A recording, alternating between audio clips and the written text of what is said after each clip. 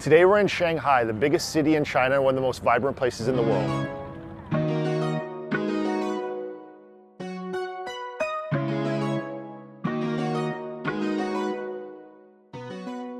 One of the reasons why Shanghai is so popular is because of the new and the old. There's these ancient temples right beside very new, modern buildings that are some of the tallest in the world. Right now we're on the area called the Bund. It's like this walking promenade all along the river with the Pearl Tower in the background. So the Pearl Tower is like an iconic Shanghai image right downtown, and this along the river there's a huge walkway that you see a lot of the videos, or I've seen a lot of videos where they're high up on the building looking down on the river, and you can have like a time lapse of all the boats kind of flying by the actual the Pearl Tower. As we are chilling here, like there's all these massive barges that are just cruising by. That one over there is obviously just full of like shipping containers. That one, I don't know, maybe like a gas boat. And then there's one over there that was like a funky one. And you can see where everybody, like all the workers or the people that work on the boat, like live in the back. There's like clothes hanging up, and looks like a kitchen or something. There's cameras everywhere. They're on like every light post or every post, especially in all the pedestrian streets, but they're everywhere here. We're actually just gonna try to really soak up the vibrancy and all the Chinese culture here and try as much food as we can and just kind of see everything that we can while we're here in Shanghai. One of the things that we're off to next is to the Huaihai fake market. So obviously Chinese is famous for all the knockoff items that get sold here and that you can get all over the world, and we're gonna go try to get some. So we've been using the subway quite a bit. We thought we'd use Didi all over the place to get around, but actually the subway is very expensive, or extensive, so it gets us almost anywhere we need to go. And you can pay with Alipay, so it makes it very simple to get tickets. At every subway stop, you have to get your bags checked, almost just like at the airport. So there's a lot of security here, and they'll actually stop you if there's something in there that they don't want you to go through with. You know. Can you just show us where the market is? Yeah. Right out of the gate from the subway. Yes. We stood out and we were getting brought to the market. She's expecting us to go to her store. And the scarf, you check. Okay, we'll walk around. Thank you.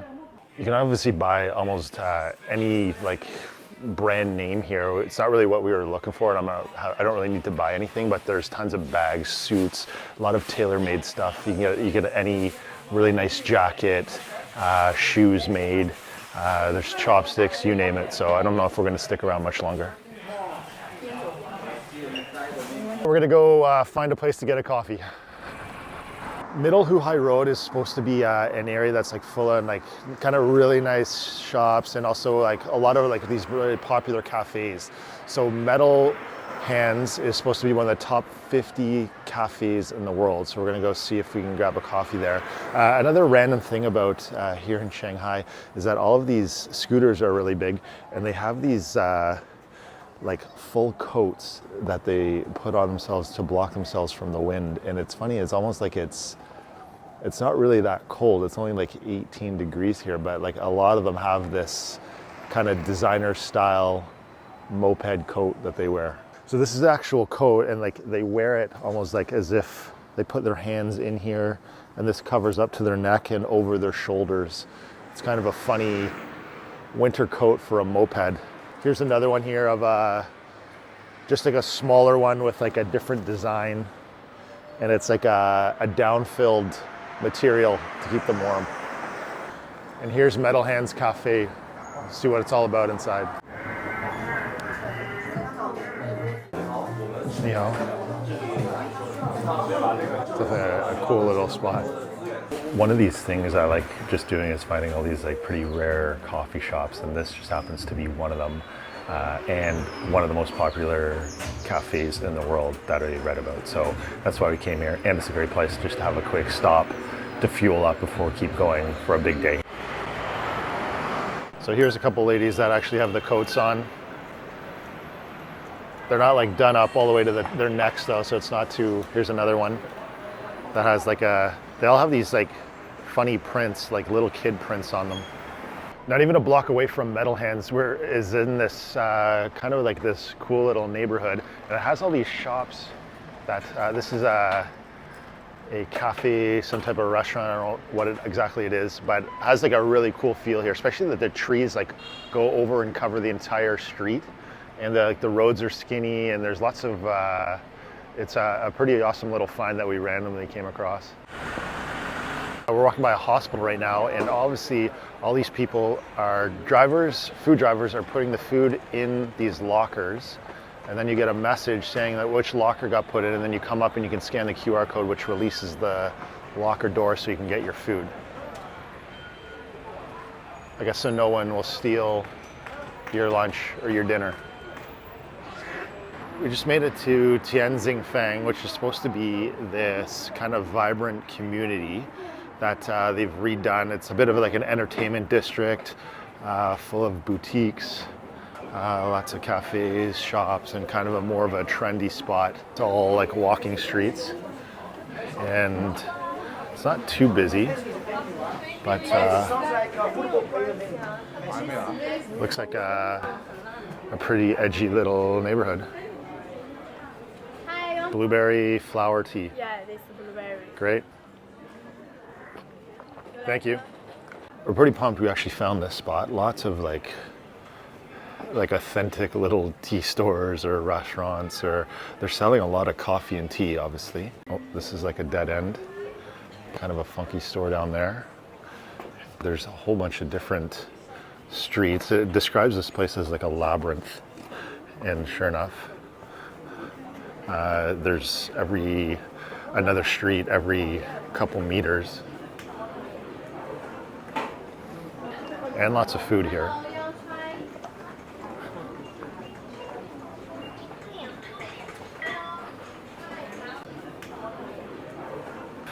I don't know if that worked or not. Oh, thank you. Good. Thank you. Just taking a picture for the guy.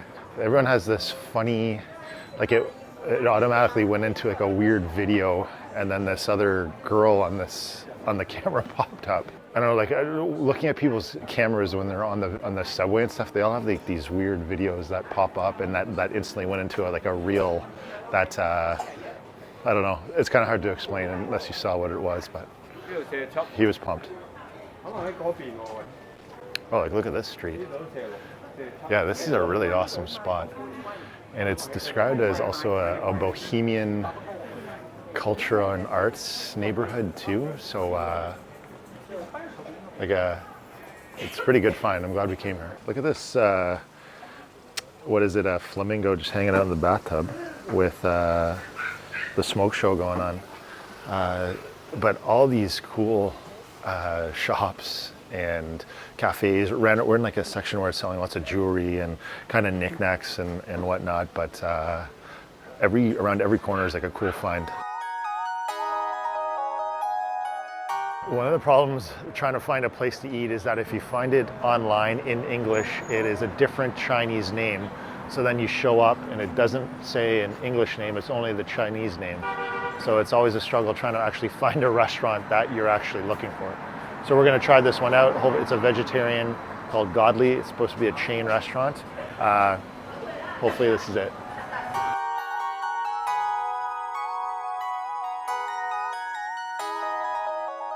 You don't buy? I am not looking for just anything. looking, my friend. Yeah, it's many clothes in Dongjaki.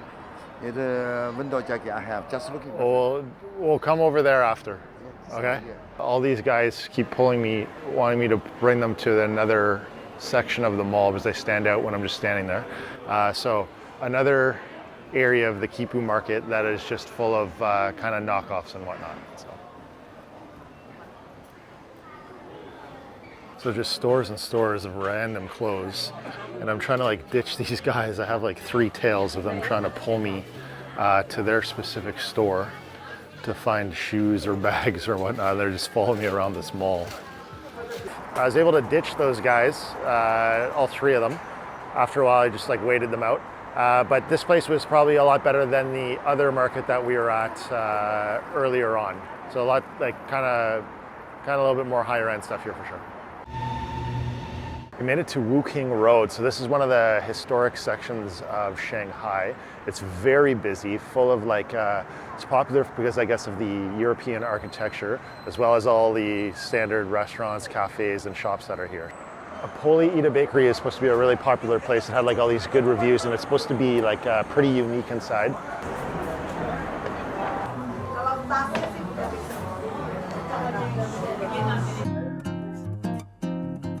Well, it's kind of like a help yourself, and I think you bring it out to the front and either weigh it or they pay it. You pay for it there.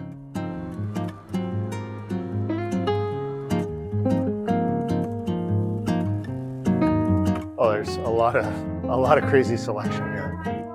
We were able to find a few different options. There's like obviously a million in there, and it came to 59 yen for the 3 of these. Definitely a dangerous place to go in there, lots of good stuff. So off of Wukang, there's a bunch of these different alleys. This is called Ferguson Lane, and it's all lit up. These are all like looks like a plant store, it's a flower store linked to it. And all these like high-end shops, really nice in here though. The place opens up to like these cool little patios or like, I don't even know what, these restaurants, I guess. This is tucked away off the road. Unfortunately, they're jackhammering. Gathering is another kind of supposed to be an edgy coffee shop in this neighborhood.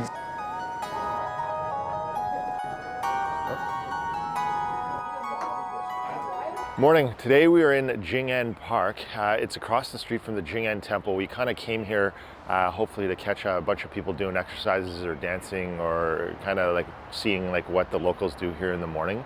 But even we showed up a little bit too early. But this spot is quite beautiful. There's 3 acres right downtown of this super vegetative area, and there is ponds, waterfalls, and a bunch of pagodas all over the place. I'm always impressed with how mobile and youthful the seniors are here. Like here's a perfect example, all these people playing badminton. There's a bunch of people just running.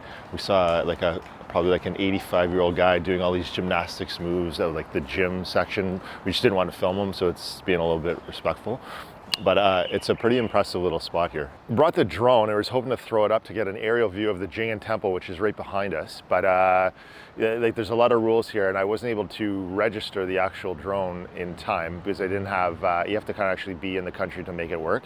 So we don't really want to take the risk, but maybe we'll just go inside instead because that wasn't the original plan. But we can go see what it looks like from inside. It's 6:30 in the morning right now, so we're gonna try to find out if we can actually even get in. I don't know if you have to buy a ticket or not. Hi there. To get a ticket? Yes. Do you have the Alipay? Yeah. Yeah, okay. Do you pay in there? Okay. Thank you. Yeah. Okay. Okay, thank you. It was 50 yen each, and you can pay with Alipay, which is, we kind of had like a Alipay fiasco there, but they had like a QR code that you just scan using Alipay, but it brings you to a bunch of other kind of steps after. And I didn't know what they were because they're all in Chinese, and she didn't know what they were because she hadn't seen them before, but we managed to make it work. Wow, it's quite stunning in here. Like a huge courtyard, obviously. And then I've seen videos of people trying to throw coins into this big tall one.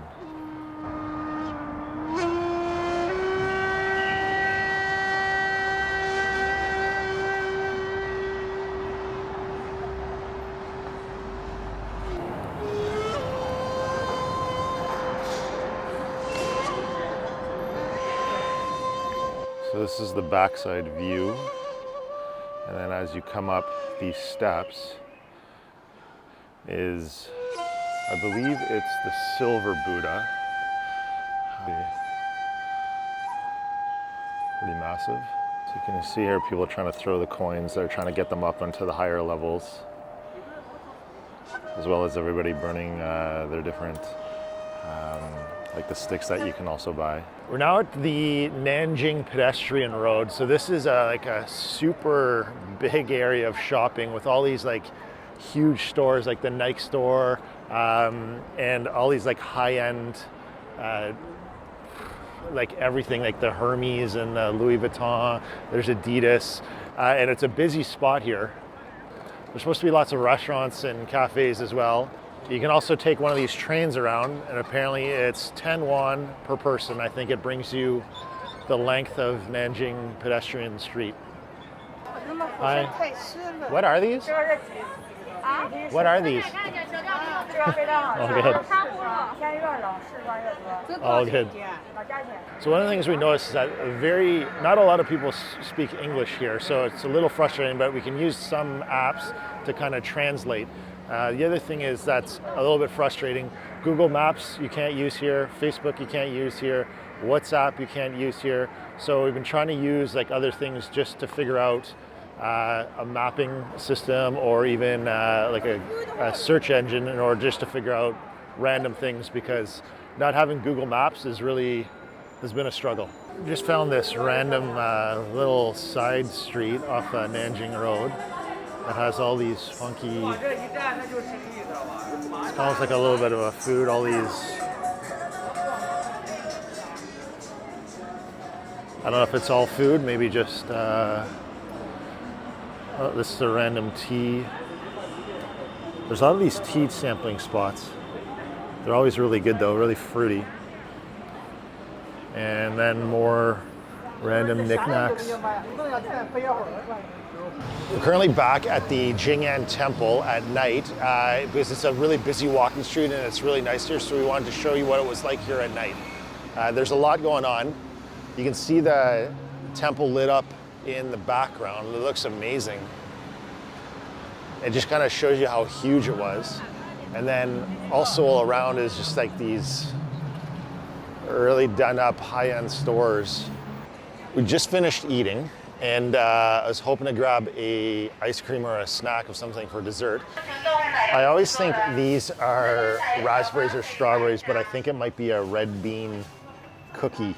So it's a little risky. Anyways, it's very loud in here, so we're gonna end the video here. Thanks for watching.